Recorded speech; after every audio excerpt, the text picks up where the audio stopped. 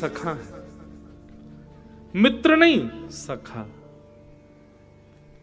यदा कदा मिलती या काम पड़ने पर जो मिले उसको मित्र कहते हैं, लेकिन जो संग खावे, संग रहे, संग सोए, संग सब लीला करे, उसको मित्र, उसको सखा कहते हैं। मित्र और सखा में अंतर है। आजकल दुनिया में आपके मित्र बनते हैं, सखा नहीं बनते लोग। मित्र, एक व्यक्ति ने मुझसे कहा, महाराज जी आप कहते हो गाली देना पाप है, और मित्र मित्र गाली दें तो, एक दूसरे को सखा भाव में गाली दें तो, मैंने कहा नहीं, पाप है। अपशब्द का कहीं भी प्रयोग हो वो पाप जन्य ही माना जाता। ऐसे अपशब्द मत बोलो। हमारे ठाकुर जी कैसी गाली दें, ए दारी के सुदामा मधुमंगल, ऐसी गाली दें, ऐसी थोड़ी बहुत नोक-झोंक चले, लेकिन गालियां नहीं होनी चाहिए। सखा, जिनके देह दो हों लेकिन प्राण एक ही हो, वो सखा कहलाते हैं। ऐसे ठाकुर जी के सखा हैं श्री सुदामा जी महाराज। सुदामा जी महाराज वर्षों तक द्वारिकाधीश से नहीं मिले, लेकिन सुदामा जी नित्य ठाकुर जी का स्मरण करते हैं। वाने खायो तो होगो, वाने पी लियो होगो, अभी तो द्वारिकाधीश सो रहे होगो।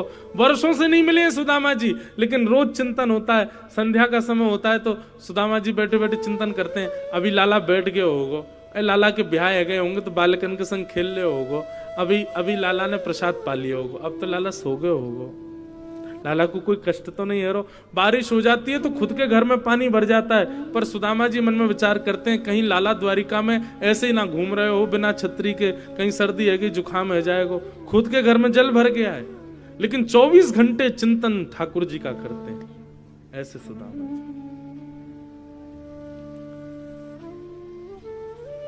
ऐसा नहीं है बंधुओं की ये प्रेम हम लोगों के अंदर नहीं है, पर हमारा प्रेम अपने ही संसार के लोगों से होता है, उन लोगों से जो मिथ्या हैं, जो प्रेम करना जानते नहीं। क्या मां नहीं करती अपने पुत्र से?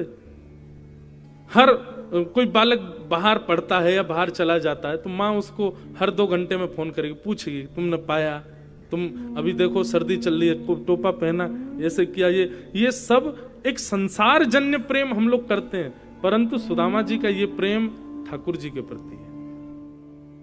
सुदामा जी मिलने नहीं जाते हैं द्वारिकाधीश से, पर दूर बैठे बैठे चिंतन उन्हीं का ही करते रहते हैं। वर्षा हो जाए तो ये सोचते हैं लाला ने पतोना छतरी लगाई होगी कि नहीं, सर्दी हो जाए लाला पतोना कंबल ओढ़ो होगो कि नहीं। ऐसी भक्ति श्री सुदामा जी की, ऐसे सखा हैं श्री सुदामा जी।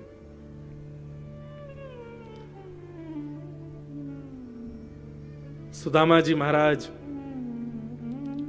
बड़े दीन हैं, घर में धन नहीं है, इतने छिद्र हो गए छत पर कि वर्षा होती है तो कमर कमर तक जल भर जाता है। घर में भोजन करने के लिए अन्न नहीं है, सामग्री नहीं है घर में, लेकिन फिर भी कभी द्वारिकाधीश से मिलने के लिए इसलिए नहीं जाते कि मेरी दरिद्रता देख करके, मेरी दीनहीनता देख करके, मेरी श्रीहीनता देख करके द्वारिकाधीश को ये ना लगे कुछ मांगने आया इसको कुछ दे दो, इसलिए नहीं जाते कभी। व्यक्ति का स्वभाव होता है, बड़े लोगों से जैसे उसके संबंध बन जाते हैं ना, सब जगह प्रचार करता है कि ये मेरे संबंधी हैं। राजनेता या कोई विशिष्ट व्यक्ति के संग फोटो खिंचवाने की होड़ लगी रहती है, क्यों? अपने घर में लगाएंगे ताकि सबको दिखे कि अरे ये तो इसके सगे हैं। पर सुदामा जी कभी अपनी पत्नी को भी नहीं बताते कि द्वारिकाधीश मेरे मित्र हैं, मेरे सखा। प्रेम को बंधुओं जितना गोपनीय रखोगे प्रेम उतना बढ़ेगा, और धन को जितना गोपनीय रखोगे उतना घटेगा।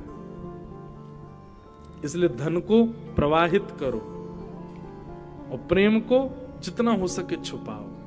और सबसे बड़ी बात है, संसार के प्रेम को प्रकट करो, कोई आपत्ति नहीं, लेकिन आपका जो ठाकुर जी से प्रीति प्रेम है उसको छुपाओ, उसको प्रकट मत करो। सुदामा जी अप्रकट भक्ति के आचार्य हैं, कभी नहीं बताते। एक दिन भगवान ने अनुग्रह किया और एक नन्हे से, एक दीनहीन से ब्राह्मण के रूप में सुदामा जी के घर पहुंच गए और सुदामा जी की पत्नी सुशीला ने जैसी देखा ब्राह्मण आए हैं द्वार पर, तो सुशीला बोली, भगवान हमारे घर में देने को कुछ नहीं है, आप कहीं और चले जाओ। भगवान बोले, क्यों? हमको आपसे भिक्षा चाहिए, ब्राह्मण बन के आए ठाकुर जी। तो सुदामा जी की पत्नी ने एक ऐसा उत्तर दिया, वो क्या कहती हैं? वो कहती हैं कि मेरे घर में सोवर है, मैंने एक संतान को जन्म दिया है, अभी हमारा घर पवित्र नहीं है, आप अभी हमारे यहाँ की सामग्री नहीं ले पाओगे। ठाकुर जी बोले, इनके तो कोई संतान अभी हुई नहीं, ये ऐसे क्यों बोल रही हैं? ब्राह्मण बन के आए थे। भगवान बोले, अच्छा तो 3-4 दिन बाद सोवर उठ जाएगा, तब आ जाऊं? सुदामा जी की पत्नी बोली, नहीं, हमने दरिद्र पुत्र को जन्म दिया है, उसका सोवर जीवन पर्यंत रहेगा। दरिद्र पुत्र को जन्म दिया है मैंने, मतलब कह रही है कि पुत्र को जन्म, वो कहना ऐसा चाहती है कि हमारे घर में दरिद्रता है, श्रीहीनता है, देने के लिए कुछ नहीं, और ये जीवन पर्यंत रहेगा, इसलिए आप कभी मत आना मांगना। तब भगवान जो ब्राह्मण के रूप में गए थे, उन्होंने कहा, अरे सुशीला, तुम बड़ी भोली हो, तुमको नहीं पता, द्वारिकाधीश को जानती हो? सुशीला बोली, उनको कौन नहीं जानता, पूरे विश्व के राजा भगवान है साक्षात। बोले, वो तुम्हारे सुदामा जी के घनिष्ठ मित्र हैं, घनिष्ठ सखा हैं, इतने घनिष्ठ सखा हैं, और तुमको विश्वास नहीं होता तो अपने पति के सामने जाकर के केवल द्वारिकाधीश का नाम ले देना, देख लेना, उनके चेहरे का हाव भाव ही बता देगा, उन्होंने तुमसे छुपाया है आज तक। द्वारिकाधीश उनके सखा हैं, कभी अपने पति को भेजो द्वारिकाधीश के पास, द्वारिकाधीश कृपा करेंगे, पूरे विश्व पर कृपा करते, तुम्हारे घर पर नहीं करेंगे। ये योजना भगवान ने बनाई थी, सुशीला के मन में कोई बात थोड़ी थी, भगवान ही ब्राह्मण के रूप में आए और आकर के सुशीला को ये बात बता के गए। सुशीला बोली, अच्छा। ब्राह्मण तो चले गए, सुशीला अंदर बैठी थी, सुदामा जी महाराज नाम जप कर रहे थे। सुशीला ने कहा, सुनिए पतिदेव, एक जरूरी बात करनी है। सुदामा जी इशारा करने लगे, भी नाम जप चल रहा, थोड़ी देर रुक जा। बोले, आप थोड़ी देर बाद नाम जप कर लेना, मेरी बात सुन लीजिए। सुदामा जी नाम जप करने लगे। अचानक सुशीला ने कहा, मुझे आपके और द्वारिकाधीश के सख्य के बारे में पता चल गया है। ये बात कहते ही सुदामा जी के हाथ से माला अपने आप छूट गई, नेत्रों से आंसू गिर गए। ब्राह्मण ने कहा था कि सुदामा जी का मुख ही बता देगा कि उन्होंने ये बात छुपाई है आपसे। सुशीला ने जब नेत्रों में अश्रु देखे और सुदामा जी की स्थिति देखी, वो समझ गई कि ब्राह्मण सत्य कह के गया। भगवान, आप क्यों ऐसा कर रहे हैं? द्वारिकाधीश आपके सखा हैं, वो पूरे विश्व का भरण पोषण करते हैं, आपने कभी मुझे नहीं बताया, कभी उनके पास नहीं गए, आज तक मुझे लेकर के नहीं गए, क्यों? आपको अच्छा लगता है बच्चे भूखे सोते हैं, हमारे घर में 4-4 दिन तक भोजन नहीं बनता, सब पर कृपा करने वाले द्वारिकाधीश आपके सखा हैं, आप इस बात को छुपाए बैठे हैं। सुदामा जी महाराज बोले, देवी, बस इसी भय से मैं कभी नहीं बताता था, क्योंकि अगर मैंने कभी बताया तो तुम यही सब बोलोगी कि उनके पास चलो, उनसे मांग के आएंगे, वो थोड़ी कृपा करेंगे, हमारा घर संवर जाएगा, बच्चों को भोजन मिल जाएगा, घर में सामग्री आ जाएगी। ये सख्यता का उपहार मांगने जाऊं मैं कृष्ण से कि मेरे घर की सारे आर्तों को दूर कर दो? मैं काय बात का सखा फिर? मैं इसी भय से तुमको नहीं बताता था, क्योंकि तुम मांगने को ही कहोगी, और मेरा सख्य ऐसा नहीं कि मैं कृष्ण को ये कहने जाऊं कि मेरे घर में ये भरण पोषण कर दो या ये कर दो, और मैं कुछ ना भी कहूंगा, वो अंतर्यामी है, देख करके समझ जाएगा, फिर दे देगा, तो मुझे ऐसा लगेगा कि मैंने अपनी सख्यता को निभाया नहीं। कष्ट पड़ने पर, विपत्ति पड़ने पर मैंने उनको याद किया। मैं विपत्ति सह लूंगा, कष्ट सह लूंगा, लेकिन मेरी दरिद्रता को वो पूर्ण करे, आकर के मेरे आर्तों को पूर्ण करे, इसलिए मैं उनके पास नहीं जाऊंगा, और इसलिए मैं किसी को बताऊंगा भी नहीं कि वो मेरे सखा हैं। मुझे इतनी कामना नहीं है उनसे। संसार में बंधुओं, कोई भी ऐसा व्यक्ति है जो आप श्रेष्ठ हो गए हो और आपसे बिना किसी कारण से जुड़ा हो? नहीं, सबका कारण है।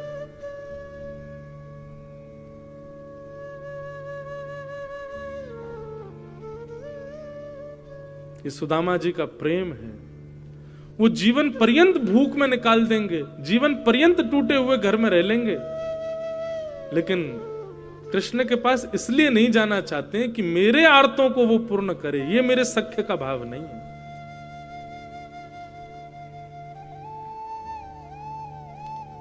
आज द्वारिकाधीश यानी सोने की नगरी में रहते हैं, द्वारिकाधीश के बच्चे यदि 56 भोग पाते हैं तो ये सुदामा जी की देन है द्वारिकाधीश को।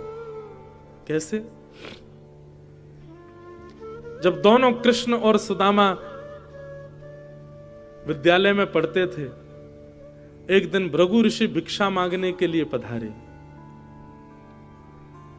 गुरु माने उसी समय 2 पोटलियों में चने रखे थे। लोग कहते हैं कृष्ण ने श्राप दिया था सुदामा को कि मेरे हिस्से का चना खा गया तो दरिद्र हो जाएगा। पूरी कथा सुनिए, मैं सुनाता हूं अपनी कथाओं में। भृगु ऋषि भिक्षा मांगने के लिए आए। ब्राह्मणी से आकर के कहा भिक्षाम देहि माते। ब्राह्मणी ने सोचा मन में, ये तो ऋषि हैं, कहीं और भी भिक्षा मिल जाएगी तो चल जाएगा। अब विद्यालय में इतनी सामग्री नहीं है, 2 पोटलियां चने की हैं, वो भी कृष्ण सुदामा के लिए, वो भी इनको दे दूंगी तो बच्चे बेचारे वन में क्या खाएंगे, पुष्प तोड़ने के लिए वन में जा रहे हैं।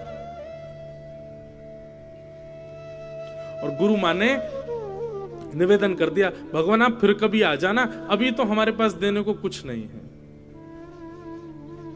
भृगु ऋषि थोड़ी दूर गए, जाकर के नेत्र बंद करके देखा इतने बड़े गुरुकुल में हमको देने के लिए भिक्षा नहीं है।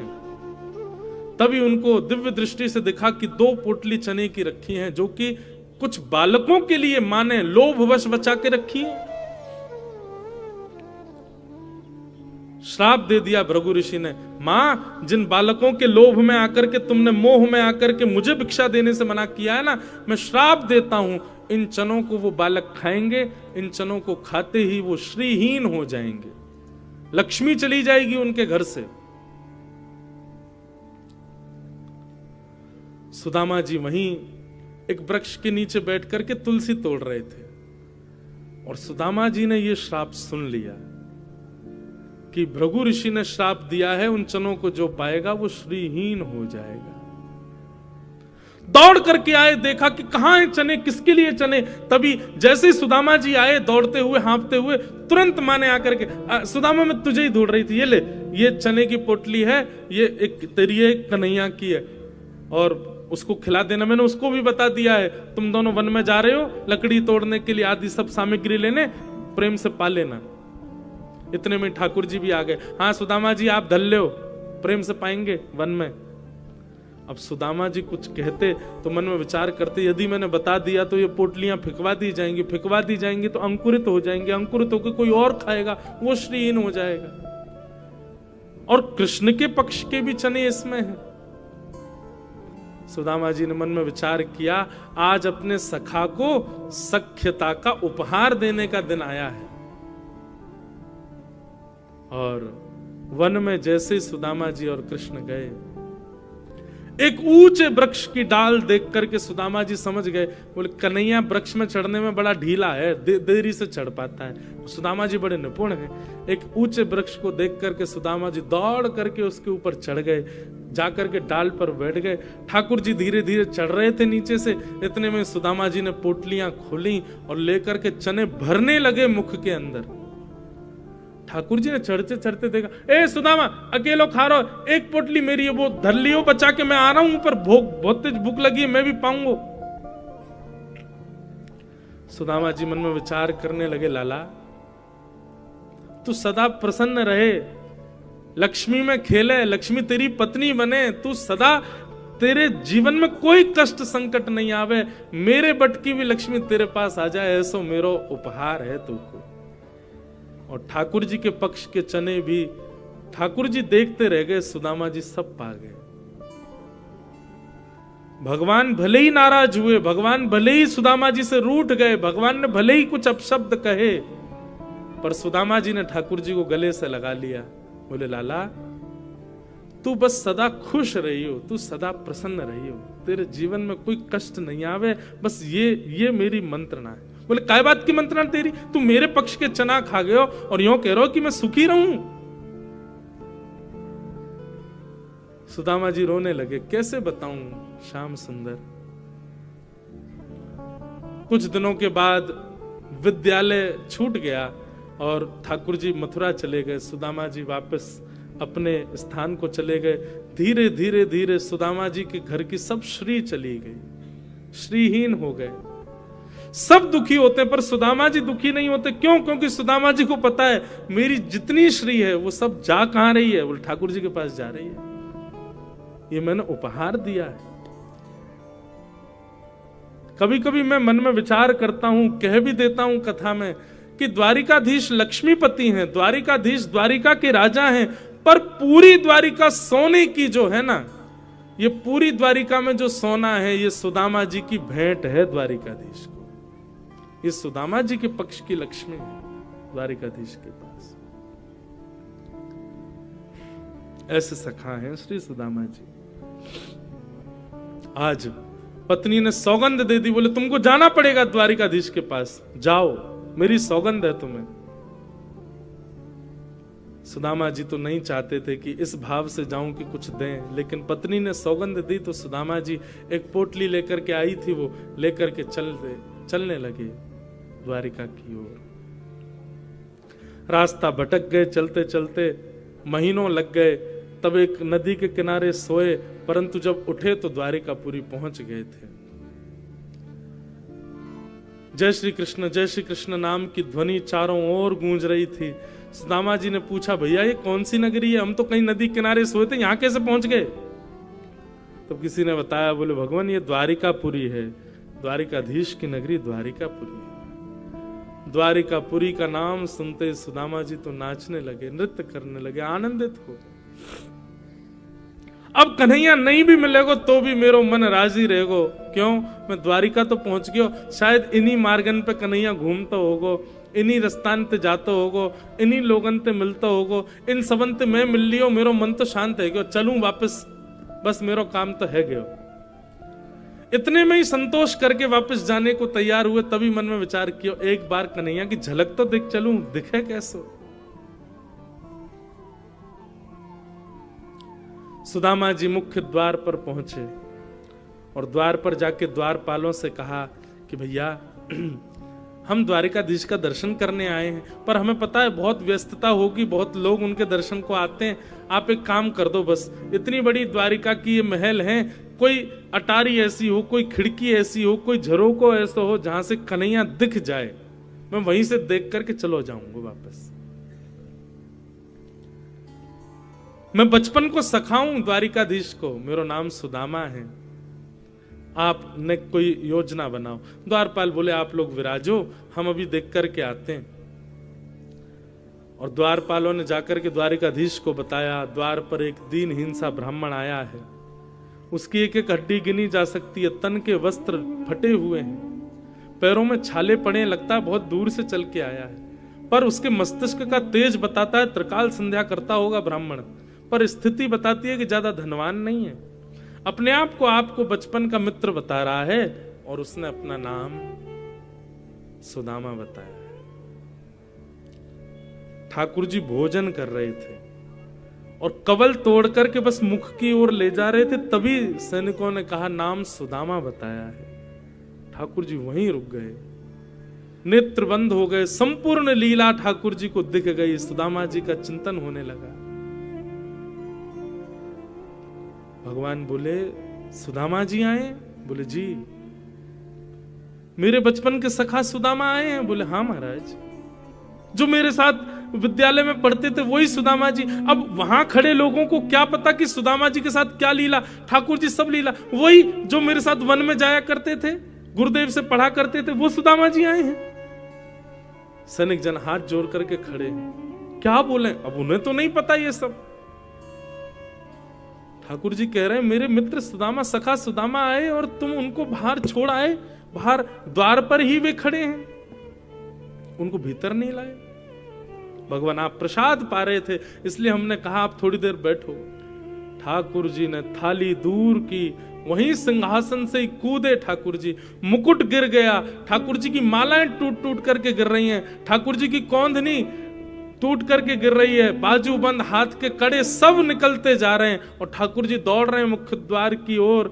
सेनापति, महामंत्री, 16,100 राजकुमारियां, बड़े बड़े राजा सब ठाकुर जी के पीछे दौड़ रहे हैं।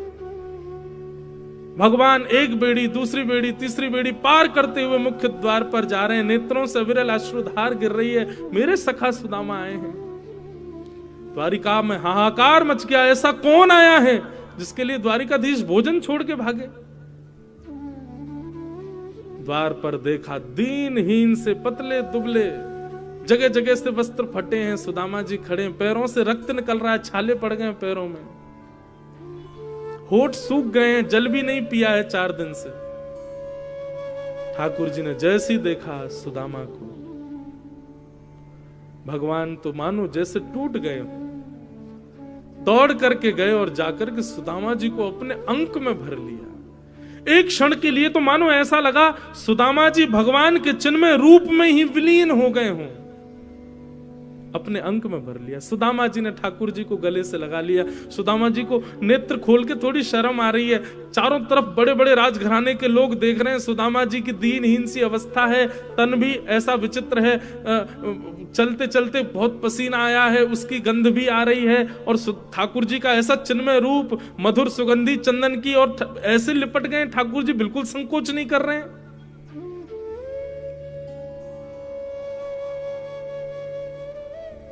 सुदामा जी के मन में आ रहा है, इतना सुंदर, इतना बढ़िया स्पर्श है ठाकुर जी का, मेरा निष्ठुर हड्डियां चुभ रही होंगी ठाकुर जी को। सुदामा जी दूर करते हैं लाल जी को, लाल जी फिर पकड़ करके अपने अंग से लगा लेते हैं। सुदामा जी बार बार ठाकुर जी के हाथों को दूर करते हैं और ठाकुर जी फिर पकड़ करके अपने अंक में ले लेते हैं। इस दृश्य को देख करके पूरी द्वारिका भाव विभोर हो गई, सबके नेत्र सजल हो गए। सुदामा जी के सुंदर उस रूप को देख करके ठाकुर जी ने अपने मानो नेत्रों के आंसुओं से ही सुदामा जी का जलाभिषेक कर दिया हो, इतने रोए ठाकुर जी। हाथ पकड़ करके सुदामा जी को अपनी द्वारिका नगरी में भीतर अपने सिंहासन की ओर लेके जा रहे हैं। रास्ते में सुंदर नगाड़े बजाने वाले अंदर खड़े हैं, पुष्पादि वर्षा करने वाले सब स्तब्ध खड़े हैं। ठाकुर जी उनको डांट के तुम चुप क्यों, पुष्प वर्षण करो, नगाड़े बजाओ, सुंदर मंगल वाद्य बजाओ। आज हमारी द्वारिका को पवित्र करने के लिए सुदामा जी पधारे। सुदामा जी आए, भाई स्वागत करो। स्वयं ठाकुर जी मार्ग दिखाते हुए सुदामा जी को लेकर के आए। सुदामा जी ने भीतर आकर के स्वधर्मा सभा को जब देखा, सुदामा जी तो नीचे आसन पे ही बैठने लगे। ठाकुर जी ने लेकर के गए और द्वारिका के सिंहासन पर उनको बिठाया। सुदामा जी बोले, लाला मैं इतना योग्य नहीं हूं, ये सबको अधिकारी नहीं हूं भैया, ये सब सम्मान मेरे लिए नहीं है, ये सब काय को कर रहे हो? ठाकुर जी बोले, कौन किसके योग्य है मैं बहुत अच्छे से जानता हूं सुदामा जी, मुझे बताइए मत, बैठो। लक्ष्मी रुक्मणी जी को आज्ञा की, जाइए पात्र लेकर के आओ, जल लेके आओ, चरण धोने। सुदामा जी बोले, लाला तेरे हाथ जोड़ूं, चरण मत धो। बोले नहीं नहीं, चुपचाप बैठे रहो, और ज्यादा बोलोगे तो मुंह पे अभी पट्टा बांध दूंगा आपके, चुपचाप बैठे रहो, जो कर रहा हूं करने दो, बहुत दिन बाद हाथ पड़े हो मेरे। और सुदामा जी के चरणों को जैसे ही ठाकुर जी ने उठाया पात्र में रखने के लिए, भगवान ने चरण देखे, पूरे चरण छिले हुए, कांटे लगे हुए, घाव हो गए चरणों में। इतने भाव विभोर हो गए ठाकुर जी चरण देख करके, आंखों के अश्रुओं को रोक नहीं पाए, और वही अश्रु बिंद सुदामा जी के चरणों में गिरने लगे। जैसे जैसे ठाकुर जी के बिंदु गिरे, वहां वहां से सुदामा जी के सुंदर घाव ठीक होते जाएं। देख सुदामा की दीन दशा, करुणा करके करुणा निधि रोए, पानी परातु को हाथ छुयो नहीं, नैनन के जल सो पग धोए।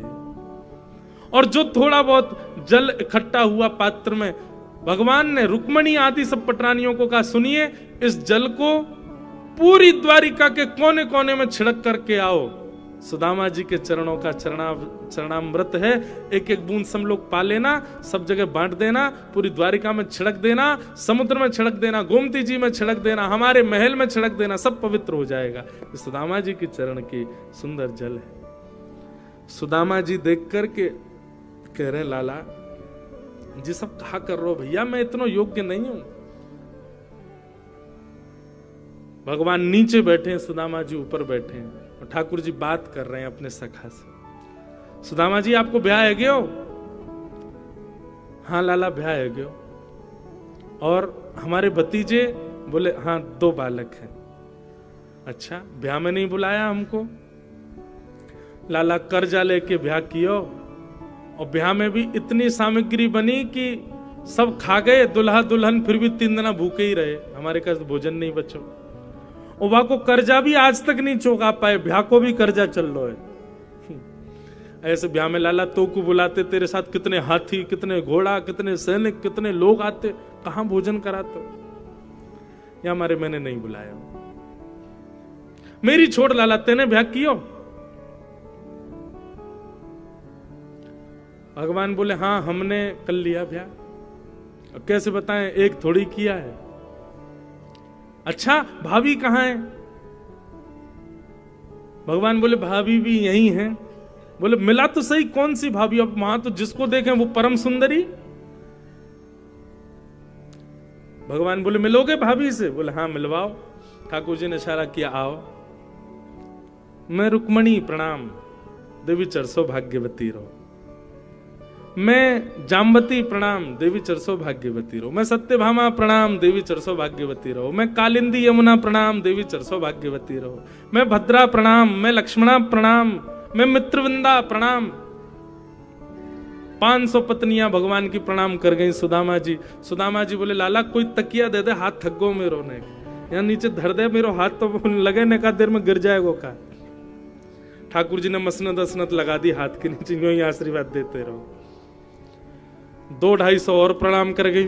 भगवान खड़े खड़े देख रहे हैं। सुदामा जी धीरे से भगवान को देख, भगवान बोले क्या हुआ, कितनी और हैं अभी? बोले 16,108। ये सब अपनी है लाला? भगवान बोले तो और क्या, पड़ोस की है, सब अपनी है। बोले वाह भैया लाला तेरे को प्रणाम करूं, इतने सारे ब्याह किए थे ना। अरे एक आदमी हमें बुला ले तो भोजन पे आ जाते हम। लाला मैं तो थक गो, अभी कितनी है गई? बोले अभी 600 हुई हैं, अभी तो 16,108, 1000 भी नहीं हुई हैं। लाला एक काम करेगो? बोले बता। पत्नी तेरी 16,108 है, लेकिन पति तो तू ही है ना? बोले हाँ। एक काम कर, तू मुझको प्रणाम कर, मैं तो को आशीर्वाद दे दूं, सबको एक साथ आशीर्वाद दे जाएगा। और 16,108 पत्नियों के सामने जगत नियंता, जगदाधार, त्रिलोकीनाथ, जगन्नाथ, द्वारिकाधीश दंडवत प्रणाम कर रहे हैं और सुदामा जी दोनों भुजाओं से आशीर्वाद दे रहे हैं। सबके नेत्र सजल हो गए ये दृश्य देख करके। सुदामा जी ने हृदय से लगा लिया ठाकुर जी को। भाभी ने मेरे लिए क्या भेजा सुदामा जी? ठाकुर जी अब सुदामा जी पोटली छुपाने लगे। बोले कि अब ये सब बड़ी बड़ी राजघराने की सब कन्या, इनके सामने फटी हुई पोटली क्या दिखाऊं? सुदामा जी की पोटली छीन करके भगवान ने एक मुष्टिक खा लिया, 2 मुट्ठी चावल पाए। लक्ष्मी जी ने हाथ पकड़ लिया। बोले बस भगवान, इसलिए नहीं पकड़ा कि आप कच्चे भगवान। अच्छा एक बात बताएं, भागवत में ऐसा वर्णन है ठाकुर जी सुदामा जी चावल नहीं चिवड़ा लेकर के गए भगवान के लिए। मंगल भात चिवड़ा होता है, चिवड़ा खाने में तो आनंद आता है खूब। ठाकुर जी ने 2 मुट्ठी पाए, लेकिन भाव यह था कि भगवान संपूर्ण वैभव लौटा रहे थे। मैं इंद्र का संपूर्ण वैभव सुदामा जी को देता हूं, मैं विश्व के सारी सुख संपत्ति सुदामा जी को देता हूं। 2 मुट्ठी चावल में ये वरदान दे चुके थे ठाकुर जी।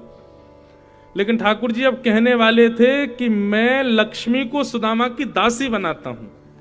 तभी रुक्मणी जी ने हाथ पकड़ लिया। बोले भगवान मैं आपकी रहूंगी, मैं कहीं नहीं जाऊंगी। ये तीसरा मुट्ठी नहीं पाई है। तब भगवान ने 2 मुष्टिक चावल पाए। फिर उसके बाद सुदामा जी ज्यादा दिन द्वारिका रुके नहीं वापस चले गए। सुदामा जी लौट करके गए तो देखा सुंदर भवन खड़े हैं, महल खड़े, अटारियां, आहा सोने की नगरी पूरी। सुदामा जी बोले भैया ये क्या है? सुदामा मंदिर देख डरे, यहां तो हती मेरी छोटी सी झुपड़िया, अब कंचन महल खड़े। सुदामा जी ने पत्नी से कहा देवी सोने की बनाओ रोटी, चांदी की बनाओ दाल और हीरा की बनाओ चटनी, प्रेम से पाओ। हम तो जा रहे हैं वन में, भजन करेंगे ठाकुर जी का। क्योंकि एक बात बंधुओं याद रखना, बहुत व्यवस्थाओं में रहने वाला व्यक्ति भगवत भजन नहीं कर सकता। जो बहुत व्यवस्थाओं में रहता है वो अनुष्ठान कर लेगा, वो पूजा कर लेगा, वो ठाकुर जी के दिव्य दिव्य मंगल मनोरथ कर लेगा, लेकिन साधना और ध्यान और नाम जप ये व्यवस्थाओं में रहने वाला नहीं कर पाएगा। सुदामा जी वन की ओर जाने लगे, इतने में ही भगवान प्रकट हो गए और सुदामा जी से बोले अगर संपत्ति मेरे द्वारा प्राप्त हुई है और संपत्ति का सर्व फल मैं ही हूं, क्योंकि सुदामा जी आप कुछ भी अपने लिए नहीं करोगे, आप जो कुछ भी करोगे, आप वस्त्र भी पहनोगे तो उसमें भी मेरा ही स्मरण करोगे, इसलिए आपकी हर स्थिति के अंत में स्मरण मैं ही हूं, इसलिए संपत्ति आपकी बुद्धि विकृत नहीं करेगी, आप रहो। सुदामा जी बोले एक वचन पर रहूंगा। बोले क्या? तुम हमारे संग रहो। तब द्वारिकाधीश बोले ठीक है, एक रूप से मैं सुदामा जी आपके भवन में ही रहूंगा। तब सुदामा जी ने उस संपत्ति को स्वीकार किया और भगवान का अनुग्रह हुआ। बोलो भक्त वत्सल भगवान की। इस प्रकार सुदामा जी का मंगल चरित्र सुनाया गया। उनको हम बारंबार